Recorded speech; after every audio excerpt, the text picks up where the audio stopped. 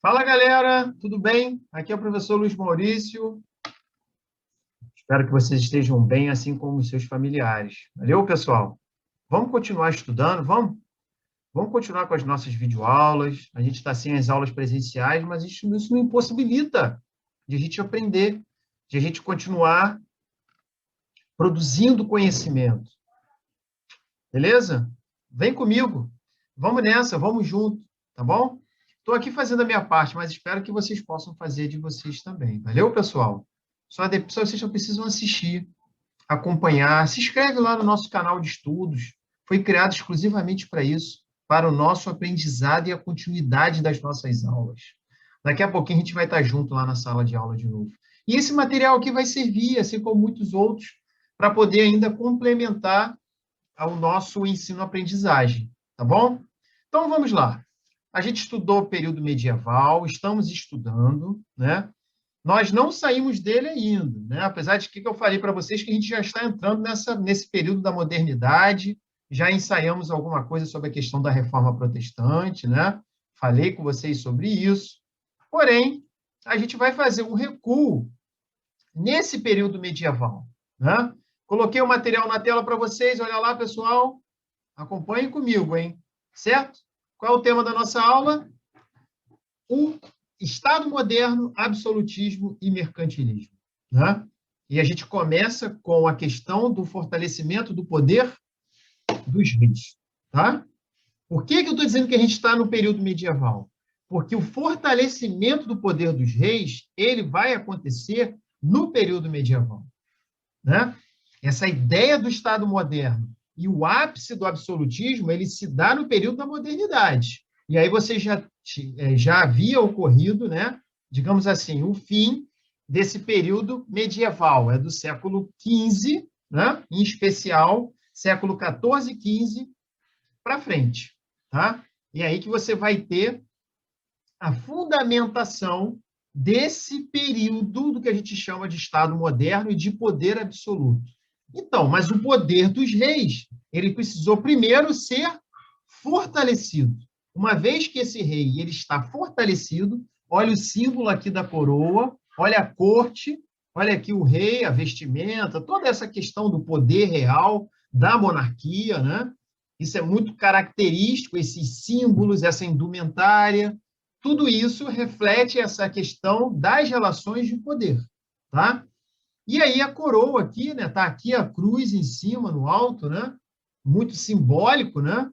Essa questão da presença do elemento do cristianismo. O cristianismo ele vai estar totalmente alocado, totalmente jungido, preso, né? A esse poder político que a gente chama de absolutismo, tá? Então, esse rei, ele precisou fortalecer. Por que eu estou dizendo que ele precisou fortalecer? Porque ele nunca deixou de existir. No período medieval, mesmo com aquela questão dos feudos, mesmo com aquele poder descentralizado, tinha a figura do rei? Sim, tinha. Mas era um rei fraco. Não era um rei fortalecido, como a gente vai ver no período do absolutismo. Beleza? Então, ó, quais são os fatores que vão fazer com que esse rei fortaleça o seu poder? Claro e evidente, a partir do século XI, em especial, a gente teve o quê? O revigoramento das cidades, do comércio, um surgimento de um novo grupo social, de uma nova classe social. Eu disse para vocês o quê? A burguesia, que é essa classe especial ligada à cidade, à urbanidade, ao comércio, tá?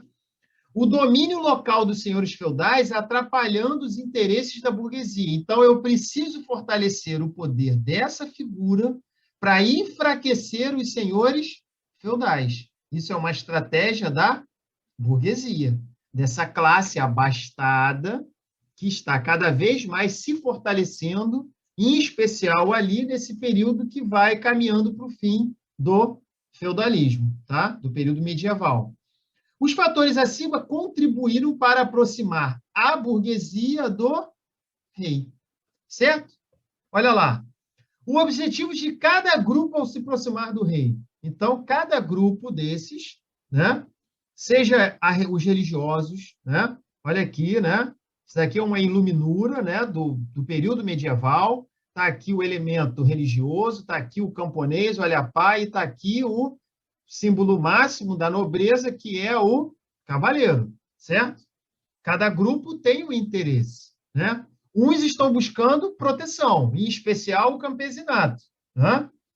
É óbvio também que a boa parte daqueles que doavam muito dinheiro ao rei também, né, para fortalecimento dos seus exércitos, uma série de coisas, eles também queriam proteção. Eles queriam uma vida ali segura para que as suas relações sociais possam se manter. A nobreza, ao longo, enquanto a burguesia se fortalece, essa nobreza foi ficando empobrecida ao longo do tempo, né? Então, ela vai se aproximar do rei porque ela precisa de ajuda o quê? Militar. Os camponeses, olha aqui agora os camponeses, eles buscam apoio do rei esperando o quê? Também, né, a defesa de alguns direitos que eles buscavam ali, né, exercer, e também contra o abuso dos senhores feudais, que controlavam aqueles espaços, né, onde você tem ali, né, o domínio sobre a terra, né? E uma vez que esse rei está fortalecido, o que ele pode fazer? Ele vai poder criar impostos e ele vai se fortalecer mais.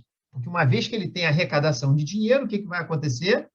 Ele vai poder organizar melhor o seu território, ele vai poder pagar soldados, porque muitos desses exércitos, né, são, digamos assim, são exércitos formados por mercenários, né? Então, são soldados pagos, né? Não existe essa lógica de defender a nação pelo meu país. Isso tudo vai ser construído com o tempo. Essa identidade surge depois. Não existe essa identidade inglesa, portuguesa, francesa. Essas nações não existem ainda. Elas estão se formando nesse período, tá? Então, esse rei está se fortalecendo, ele pode criar impostos, ele vai estabelecer uma moeda única em todo o seu território, isso é importantíssimo para a questão do fortalecimento do comércio. Você imagina só, a ausência de um dinheiro único, de uma moeda circulante que possa ali, né, que esteja circulando em todos os territórios desse reino, né? E a questão do exército profissional nacional. Tá? E isso aí também vai fortalecer, obviamente, a ideia de uma identidade nacional. Aí sim. E aí essa identidade ela vai se formar por uma série de coisas. Mesma língua, mesma religião, culturas semelhantes, tá? E aí vão surgindo as nações e a gente vai ver mais isso adiante, tá? Que é a ideia dos estados modernos, certo?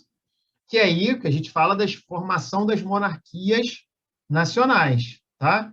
E aí são várias monarquias. Por que a gente colocou a portuguesa primeiro? Porque é uma monarquia que vai se centralizar, né, de uma forma pioneira, digamos assim, né? É a primeira nação que vai conseguir consolidar no seu território, entre aquelas famílias, entre aqueles grupos poderosos que existiam naquele território, né? Eles vão conseguir digamos assim, né?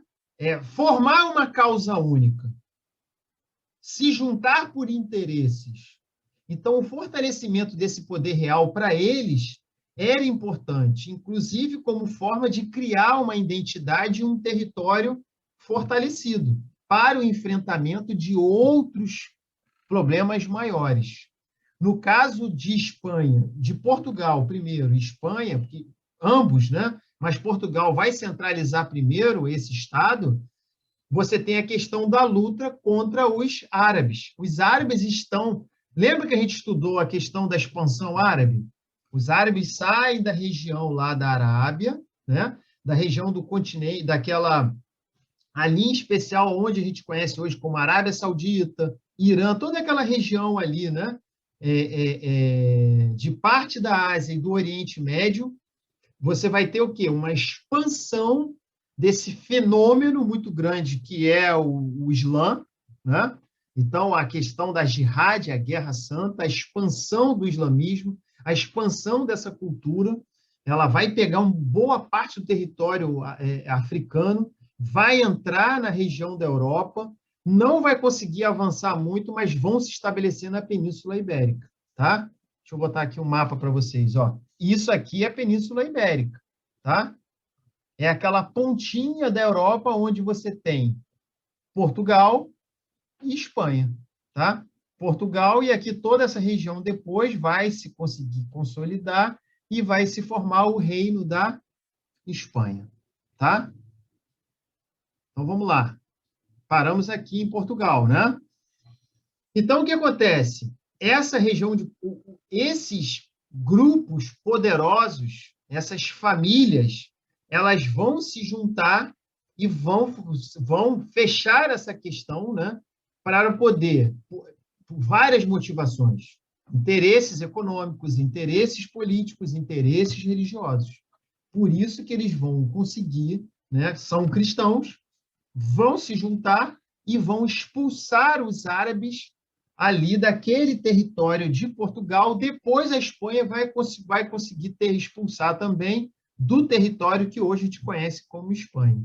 Todas essas lutas vão ficar conhecidas como lutas de reconquista, tá? Essa é a base do entendimento da formação da monarquia portuguesa. Na sequência, a gente vai estudar Espanha, depois tem Inglaterra, depois França, e a gente para com a questão da Guerra dos 100 Anos, e aí caminhando para entendimento dessa questão do absolutismo e os teóricos do absolutismo, tá bom? A gente vai parar por aqui, nessa questão da formação das monarquias nacionais. Então, revisando, fortalecimento do poder do rei é importante, foi fundamental para, tá? O aparecimento desse fenômeno político chamado absolutismo e a criação dessas monarquias nacionais. Valeu, pessoal? Vou parar por aqui, vou tirar aqui o slide, voltando aqui com a minha cara linda e bonita aqui para vocês, né? Que eu sei que vocês gostam muito, me admiram muito, né? Porque eu sou um cara muito legal, muito bacana, certo? Brincadeiras à parte, pessoal. Então, espero que a nossa videoaula possa ter colaborado. E aí, vou passar para vocês as páginas dos textos. Aqui foram noções, né? Longe de nós, e num vídeo de 12, 13 minutos, né?